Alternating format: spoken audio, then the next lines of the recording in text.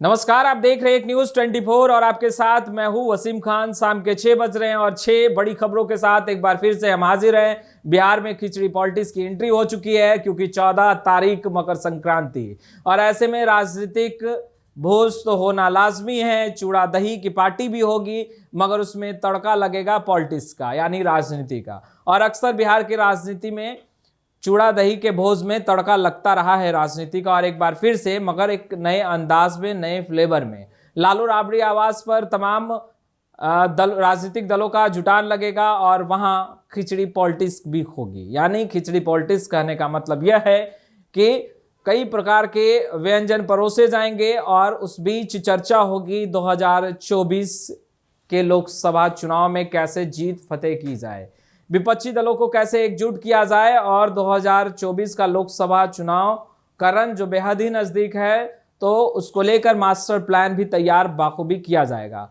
मुख्यमंत्री नीतीश कुमार के साथ साथ राजनीतिक दल के तमाम दिग्गज चेहरे जो है वो मुख्यमंत्री नीतीश कुमार के साथ मौजूद होंगे लालू राबड़ी आवास पर। अब देखने वाली बात यह होगी कि क्या कुछ चर्चा होती है, मगर चर्चा तो सियासी गलियारों में ये जरूर है कि अब जो रन बेहद ही नजदीक है 2024 और 25 का, तो ऐसे में चूड़ा दही का जब भोज चलेगा तो क्या कुछ निकलकर सामने आएगा।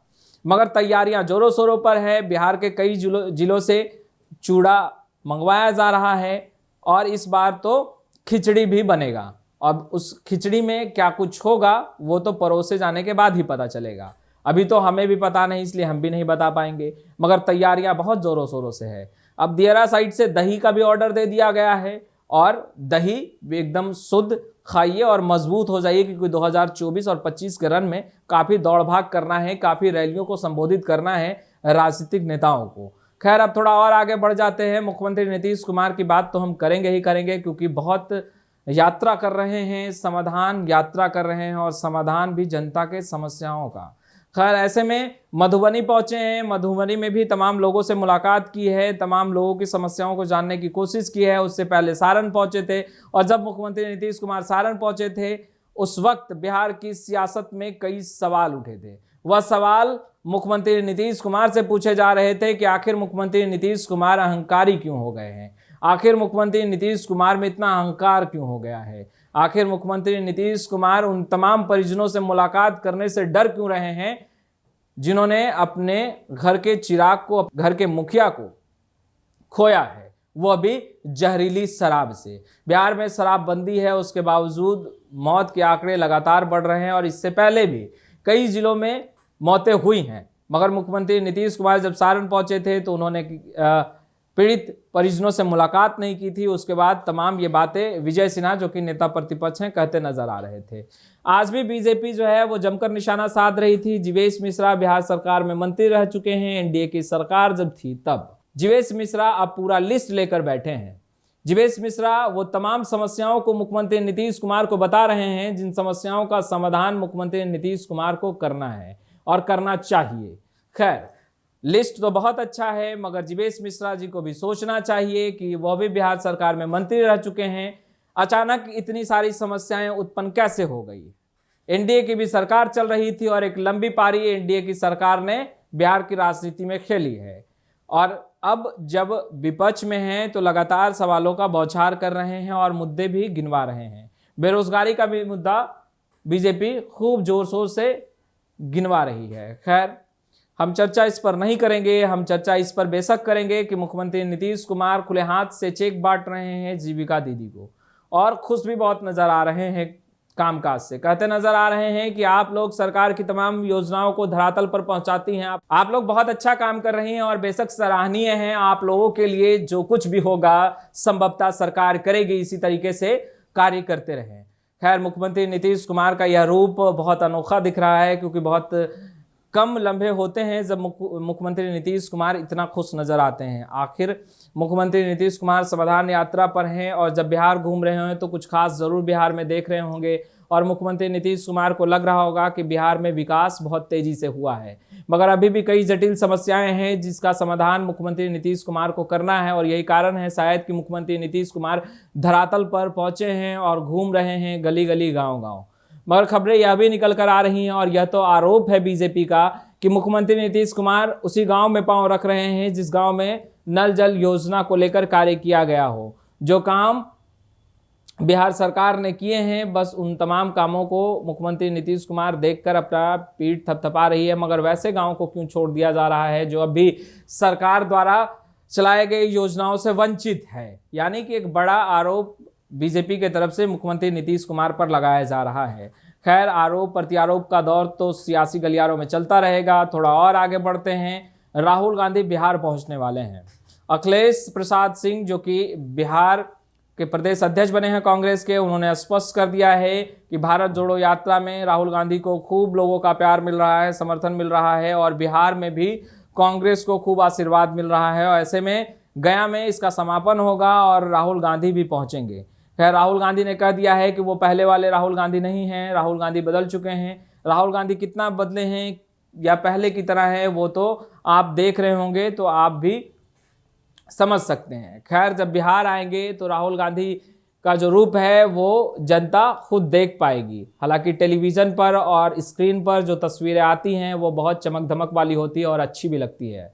शायद यही कारण है कि जो लोग हैं वो यह सवाल उठा रहे हैं कि आखिर राहुल गांधी बिहार कब आएंगे, बिहार की जनता को कब दर्शन देंगे, और उन्हें लोग देखना भी चाह रहे हैं। अखिलेश प्रसाद सिंह ने स्पष्ट कर दिया है बिहार भी आएंगे और लोगों से भी मिलेंगे। चलिए, राहुल गांधी तो भारत जोड़ो यात्रा पर हैं, लोगों को जोड़ रहे हैं और पार्टी को मजबूत बना रहे हैं। राहुल गांधी काफ़ी सक्रिय भी दिखाई दे रहे हैं। जब इतना हम लोगों ने राजनीतिक चीज़ों की बात कर ली है और राजनीतिक मुद्दों पर चर्चा कर ली है, तो थोड़ा सा अब उन अधिकारियों को भी सलाम ठोक ही देते हैं जो कि भ्रष्ट हैं। चलिए, उन तमाम अधिकारियों पर नकेल कसने के लिए अब निगरानी विभाग एक्टिव हो चुकी है और निगरानी विभाग की टीम लगातार तमाम गतिविधियों पर ध्यान दे रही है।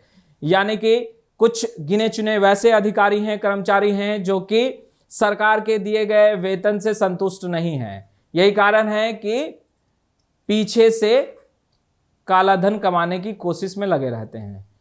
रंगे हाथ 35,000 रुपया लेते हुए राजस्व कर्मचारी को पकड़ा गया है और निगरानी विभाग ने पकड़ा है।